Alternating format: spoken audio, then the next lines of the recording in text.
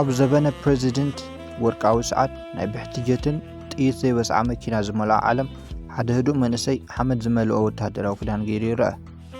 ስሙ ኢብራሂም ትራውሬ ይበሃል። እዚ ሰብ ድማ ልሙድ ኣፍሪቃዊ መራሒ ኣይኮነን። ግን መኒ ካበይ መጺኡ ንምንታይ ከዓለም ሃንደበት ነዚ ሱቕ ዝበለ ወታደር ትኹረት ትቦ? ናብ መጀመርታ ንመለስ። ኢብራሂም ትራውሬ ብ1988 ኣብ ምዕራባዊት ቡርኪና ፋሶ ኣብ ትርከብ ቦንዶኮ ዝተባህለት ቁሸቲ ተወሊዱ።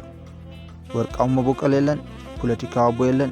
ልክዕ ከምቶም ኣብ ገጠራት ምዕራብ ኣፍሪካ ዝርከቡ ሚልዮናት ካልኦት ንኽነብር ዝፅዕር ለዋህ ዝኾነ እስላም ስድራቤት ጥራይ ነይርዎ።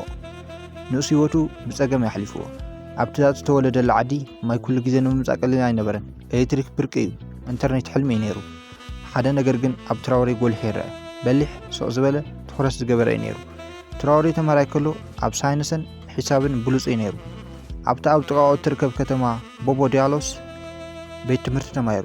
ድሕሪ ድማ ናብታ ርእሰ ከተማ ቡርኪና ፋሶ ብምኻድ ኣብ ዩኒቨርሲቲ ጆሴፍ ኪዘርቦ ተመዝጊቡ። ፖለቲካ ኣይተማሃረን፣ ስልጣን ኣይሓለመን። ንሱ ስነ ምድሪ ተማሂሩ። እወ ልክዕ ሰሚዕኩም ኣለኹም። እቲ ናይ መጻኢ ፕሬዚደንት ናይ ሓደ ህዝቢ ተመራማሪ ስነ ምድርን ስነ ፍልጠትን ንምዃን እዩ ዝስልጥን ነይሩ። ሃገሩ ክሳብ ክንደይ ትፈስስን ትበላሽን ከም ዝነበረት ምስ ረኣየ ግና ኩሉ ተቐይሩ። ወርቃ፣ ማዕድናታ፣ ክብራ ኩሉ ህዝቢ ድኻ ኮይኑ እናጸንሐ ክውሕዝ ከሎ ሽዑ ኣብ ውሽጡ ዝነበረ ነገር ተሰጋጊሩ። ኣብ 2010 ኢብራሂም ትራውሬ ናብ ሰራዊት ቡርኪናቤ ተጸምቢሩ። ንምንታይ? ንዝና ዘይኮነስ ንዕድል ዘይኮነስ ቃል ጥራይ ዘይኮነስ ስጉምቲ ከም ዘድልዮ ስለ ዝኣመነ እዩ።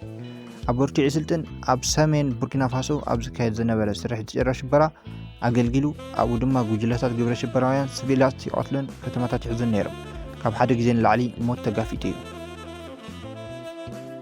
ኣብ 2020 ሓለቓ ጋንታ እኳ እንተነበረ ሽዑ እውን እንተኾነ ብልጭ ዝብል ዩኒፎርምን ፖለቲካዊ ምንቅስቓስና ይነበረ። ንሱ ግን ትሑት ኢሉ ይጸኒሑ። ኩሉ ግዜ ኣብ ቅድመ ግንባር እምበር ኣብ ኣርእስታት ዜና ፈጺሙ ኣይጸንሕ። ድሕርቲ ኣብ 2022 ዝተፈጸመ ወታደራዊ ዕልዋ መንግስቲ ትራውሬ ኣብ 34 ዓመት ዕድሚኡ ጥራይ ግዜያዊ ፕሬዚደንት ኮይኑ ኣብቲ እዋንቲ ኣብ ዓለም ዝነኣሰ መራሒ እዩ ነይሩ። ግን ኣብ ክንዲ ብወርቃዊ ቀለበትን ጸለምቲ ኤስ7 ስልጣን ዝሕዝ ነቲ ዝኣረገ ወታደራዊ ልብሱን ኣቕሚጡ ኣብ ቤተ መንግስቲ ፕሬዚደንት ምንባር ኣብዩ። ካብ ናይ ብሕቲ ጀት ይርሕቕን ሓደ ግዜ ድማ ምስ ስሩዓት ሰባት ብስሩዕ ነፈርቲ ይነፍርን ነይሩ። እወ ሓንቲ ኣገልጋሊት ነፋሪት ከየለለየቶ ከም ንቡር ተሳፋሪ ክትሕዞን ከላ ቪድዮ ከይተረፍ ኣሎ። ስለምንታይ እዩ ከምዚ ዝገብር? ብኸፊል ውልቃዊ መትከል፣ ብኸፊል ወታደራዊ ስነ ስርዓት፣ ምናልባት እውን ብኸፊል ሃይማኖታዊ ትሕትና እዩ። ኣስላማይ ግን ብዛዕባኡ ጉረኛ ኣይኮነን። ተግባራቱ ዝዓመቆ ነገር ዘንጸባርቕ እዩ። ከምቶም የገልግሎም እየ ዝብሎም ሰባት ክነብር ይደሊ። ሓደ እዋን ከምዚ ይብል፣ ህዝብና እናተሰቃየ ከም ነገስታት ክንነብር እንተኾይና ዩኒፎርም ምኽዳን እንታይ ፋይዳ ኣለዎ? ድሓር እውን እታ ጥቕሲ ኣብ መላእ ኣፍሪቃ ምልክት ገይራቶ። ብዙሕ ፍሽኻ ይብልን ብዙሕ ኣይዛረብን። ክዛረብ ከሎ ግን ሰባት ይሰምዑ። ገሊኦም ሓደ ነገር ይሓቡ ኣሎ ይብሉ፣ ገሊኦም ድማ ተስፋ ሓዳሽ ኣፍሪቃ ይብሉ። ሓደ ነገር ግን ንጹር እዩ። ሓለቓ ጋንታ ኢብራሂም ትራውሬ ከምቲ ልሙድ ጽዋታ ኣይፃወትን ዘሎ። ፍሉጥ ሰብ ኣይኮነን፣ ኣሻንጉሊት ኣይኮነን። እቲ ሓቀኛ ነገር ጥራይ ክኸውን ዝኽእል። ትራውሬ ኣብ መስከረም 2022 ስልጣን ምስ ሓዘ ኣርስታት ዜና ኣብ ፈረንሳይ ዘተኮረ ነይሩ። ነቶም ፈረንሳውያን ኣባሪርዎም። ኣብ ቡርኪና ፋሶ ዝነበሮም ግዜ ከም ዝተወደአ ነጊርዎም። ሰራዊት ፈረንሳይ ዓሽጎም ተበገሱ። ምዕራባውያን ማዕከናት ዜና ጸረ ዲሞክራሲ ሓደገኛን ዘይግምትን ኢለኖ። ኣብ ተመሳሰለ እዋን ግን ባንዴራታት ሩስያ ኣብ ጎደና ርእሰ ከተማ ቡርኪና ፋሶ ክወዛወዛ ጀመራ። ተራ ሰባት፣ ድኻታት፣ ቁጣዓትን ዝሰልቸዎምን ህዝቢ ገጽ ፑቲን ኣብ ፖስተራት ሒዞም ድማ ኣብ ጎደናታት ይረኣዩ ነይሮም። ንምንታይ ሓንቲ ምዕራብ ኣፍሪቃዊት ሃገር ንሞስኮ ክትውድሳ ትጅምር?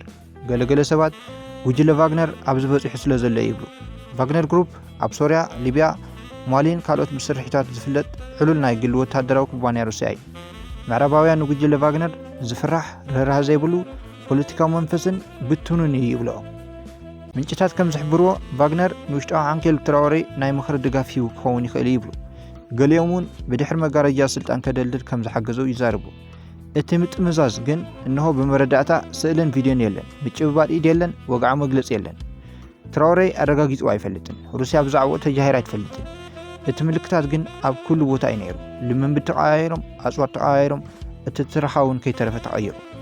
ሪፖርተራት ንትራውሬ ብቐጥታ ሓይልታት ሩስያ ኣብ ሃገርካ ይንቀሳቐሱ ድዮም ኢሎም ምስ ሓተትዎ ቁኑዕ መልሲ ሃበን። ሓንቲ ቀላል መልሲ ጥራይ ሂቡ። ከምዚ ድማ ኢሉ፣ ንሕና ምስቶም ልኡላውነትና ዘኽብሩ ኢና ንሰርሕ። እቲ ህድእትን ዘይንጽርትን ትርጉም ዝፀዓነት ሓረግ ከም መልእኽቲ ኣብ መንጎ መስመራት እያ ነይራ። ፈረንሳይ ንልዕሊ 60 ዓመታት ንመብዛሕትኡ ወታደራዊ ጽልዋ ቡርኪና ፋሶ ተቆጻጺራቱ እኳ እንተነበረት ትራኦሬ ግና ነቲ ማዕጾ ብቕልጡፍ ዓጺዎ መራኸቢ ብዙሃን ፈረንሳይ ኣቋሪፅዎን ንወታደራውያን ፈረንሳይ ድማ መውፂ ማዕጾ ኣርእዮም እዩ። ቋንቋ ተቃውሞ ድማ ዓዊሉ እቲ ህዝቢ ግን ኣይተሰናበደን ዕልል ኢሉ ኣብ ዕልልቶኦም ድማ ጭርሖታት ንሩስያ ቀፂሉ ንፑቲን ስለ ዝፈልጥዎ ከይኮነስ ንሩስያ ስለ ዘፍቅርዋ ከይኮነስ ኣብ ዓይነቶም ሩስያ ንጸረ ምዕራባውያን ሓይሊ ደው ኢላ ስለ ዝነበረትን ስለ ዘቃልሕትን እዩ። እቲ ሕቶ ይቃጽር ኣለዎ። ኢብራሂም ትራኦሬ ኣብ ዓለማዊ ጸዋታ ቼዝ ዕስብ ድዩ ጨዋዳ ሩስያ ዝድገፍ መንእሰይ ወታደራዊ መራሒ ድዩ ወይስ ካብቲ ንሓስቦን ላዕሊ በሊሕ እዩ? ምናልባት ልክዕ ከምቲ ንፈረንሳይ ዝጥቀመላ ዝነበረ ንሩስያ ይጥቀመላ ኣለዎ። ልክዕ ከምቲ ዝኾነ ሓይሊ ንተልእኾ ክሳብ ዘገልግል ክጥቀም ዝኽእል ከምኡ እንተኾይኑ ድማ ዓለም ንኣሻንጉሊት ኣይኮነትን ትዕዘብ ዘላ ንሓደ ተጻዋታ እያ ትዕዘብ ዘላ ካብ ዝኾነ ሰብ ንላዕሊ ነቲ ጽወታ ዝፈልጥ